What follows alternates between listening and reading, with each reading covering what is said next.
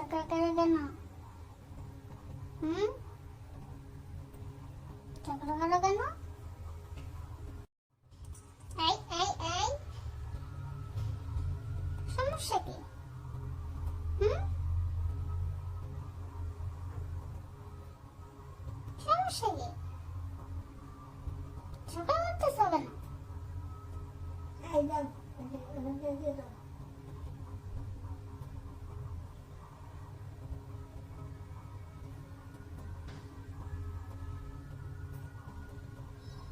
দেখতেছ